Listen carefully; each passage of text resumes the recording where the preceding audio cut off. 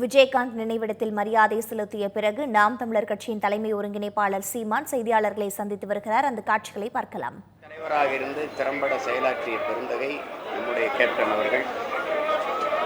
அவரை பற்றி பேசிக்கொண்டே இருக்கலாம். அவ்வளவு இனிமையான நல் நினைவுகள் அவரோடு பழகிய எல்லோருக்கும் இருக்கும்.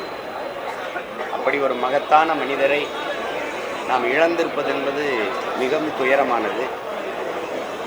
இன்னும் ஒரு 10 ஆண்டுகள் அவர் இருந்திருப்பாரேயானால் தமிழகத்தில் ஒரு மிகப்பெரிய மாற்று அரசியல் ஆற்றலாக அவர் வளர்ந்திருப்பார், உருவாகி இருப்பார்.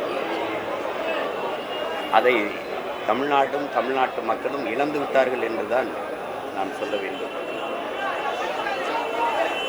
அவர் உடலால் நம்மோடு இல்லையே ஒழிய உணர்வால் நம்மோடு என்றென்றும் அவர் இந்த மண்ணுக்கும் மக்களுக்கும் செய்த நற்செயல்களால் வாழ்ந்து கொண்டிருப்பார் என்பதில் துளி மாற்றமும் இல்லை. அப்படிப்பட்ட மகத்தான மனிதர் நம்முடைய கேப்டன் அவர்களுக்கு என்னுடைய புகழ் வணக்கத்தை செலுத்துகிறேன். அவரை இழந்து நிற்கிற அவருடைய குடும்பத்தார், அவர் மீது பேரன்பு கொண்டு நேசித்து நிற்கிற அவருடைய கட்சி தோழர்கள் அனைவருக்கும் என்னுடைய ஆறுதல். அவர்களுக்கெல்லாம் என்னுடைய அன்பை பகிர்ந்து கொள்கிறேன். நன்றி, வணக்கம். மௌன ஊர்வலத்துக்கு அனுமதி கேட்டிருந்தாங்க தேமுதிக தரப்புல. ஆனால் மௌன ஊர்வலத்துக்கு கடைசி நேரத்தில் நேற்று மாலை அனுமதி மறுக்கப்பட்டிருக்கு. காலையிலேயும் பேச்சுவார்த்தை நடத்தும் போது கூட அனுமதி மறுக்கப்பட்டிருக்கு. இந்த செயலை எப்படி பார்க்குறீங்க? தடையை மீறி அவங்க நடையை மீறி இது அவசியமற்றது. ஏன்னா நீங்கள் ஒரு நினைவை போற்றுகிற ஊர்வலம் என்பது ஆர்ப்பாட்டம் இல்லாமல் அமைதியாக தான் வரும். ஒரு ஆரவாரம் இருக்காது, கத்தி சத்தம் போட மாட்டாங்க. அப்படி இருக்கும்போது அதை அனுமதிச்சிருக்கணும். அதை அனுமதிக்காததுங்கிறது அவ்வளோ பெரிய ஒரு மகத்தான மனிதனுக்கு கொடுக்குற அவமதிப்பாக தான் நான் அதை கருதுகிறேன். அது தேவையற்றது. சட்டம் ஒழுங்கு சீர்கெடுக்கும் தெரிஞ்சே பல இடங்கள் அனுமதி கொடுத்த அரசு இந்த ஊர்வலத்திற்கு மறுத்திருக்க கூடாது என்பதுதான் என்னுடைய கருத்து. எனக்கு பிடிக்காத வார்த்தை மன்னிப்புன்னு சொல்லுவாங்க. மன்னிக்க கூடாது அப்படிங்கிறதுல இல்லை, அதாவது தவறே நடக்கக்கூடாதுங்கிறதுல இருக்கிற எதிர்பார்ப்பின் வெளிப்பாடு தான் எனக்கு பிடிக்காத வார்த்தை மன்னிப்பு. தவறே செய்யக்கூடாதுன்னு அவர் எதிர்பார்த்ததினுடைய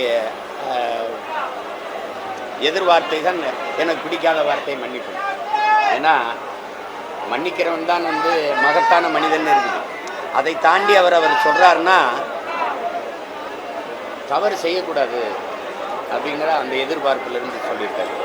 அண்ணா பல்கலைக்கழக மாணவி வன்கொடுமை பாலியல் வன்கொடுமை விவகாரத்தில் எஃப்ஐஆர் காப்பி வெளியே வந்தது. காவல் ஆணையர் அருண் ஒரு தகவல் சொல்றாரு, அமைச்சர் கோவிசரி ஒரு தகவல் சொல்றாரு. அதெல்லாம் பார்த்துருக்கீங்க? அது நான் வேற இடத்துல பேசுகிறேன், இதுக்கு அதுதான் நேரம் இல்லை. சாப்பாடு விஷயத்தில் அவர் எல்லாருக்குமே ஒரு சமமான சாப்பாடு எல்லாருக்குமே சாப்பாடு இல்லை. அது அவர் என்ன சாப்பிட்றாரோ அந்த சாப்பாடு படப்பிடிப்பு தளத்தில் எல்லாருக்கும் போயிருக்கான்னு பார்ப்பேன். தன்னோட நடிக்கிற சக நடிகர்கள் மட்டும் இல்லை, படத்தில் பணியாற்றுகிற கடைநிலை ஊழியருக்கு கூட அந்த உணவு போயிருக்கான்னு பார்ப்பேன். அது காரணம் அவருடைய ஆகச்சிறந்த மாண்பு கொண்ட மனிதர். அதனால தான் அவர் தன்னை போல எல்லோரையும் நேசிக்கக்கூடிய ஒரு பண்பாளர். அதுதான் நாங்கள்லாம் நெருங்கி பழகியிருக்கோம். உதவி இயக்குனராக இருக்கிற காலத்தில் நெருங்கி பழகியிருக்கோம். என் மேலெல்லாம் பேரன்பு கொண்டவர். அவர் நாங்கள் கேப்டன் ரொம்ப செல்லமாக அன்பாக அழைக்கக்கூடிய பிள்ளைகள். அது நான் அருகிலிருந்து பார்த்தேன். அவர் படப்பிடிப்பு இல்லாத நாட்களில் வீட்டில் அலுவலகத்தில் இருந்து மனுக்களை வாங்கி தன்னுடைய உதவியாளர்கிட்ட கொடுத்து என்னென்ன பிரச்சனையோ அதெல்லாம் தீர்க்க சொல்லுவார். அவரால் படித்த ஐஏஎஸ் ஐபிஎஸ் இன்னைக்கு ஆயிரக்கணக்கான பேர் இருப்பாங்க, யாரும் அதை மறுக்க முடியாது. இப்போ எங்கள் ஐயா சைதை துரைசாமி அவர்கள்லாம் ஒரு அமைப்பு வச்சுருக்காங்க, மனிதநேய அறக்கட்டளை. இவர் எந்த அமைப்புமே இல்லாத பல பேரை படிக்க வச்சு உயர் அதிகாரிகளாக உயர்த்தி விட்டார். அதை நீங்கள் பார்த்துருப்பீங்க. அவர் மரணித்திருக்கிற போது அவர்கள்லாம் அவருக்கு வணக்கம் செலுத்துறதுலேயும் நீங்கள் தெரிஞ்சிருக்கீங்க.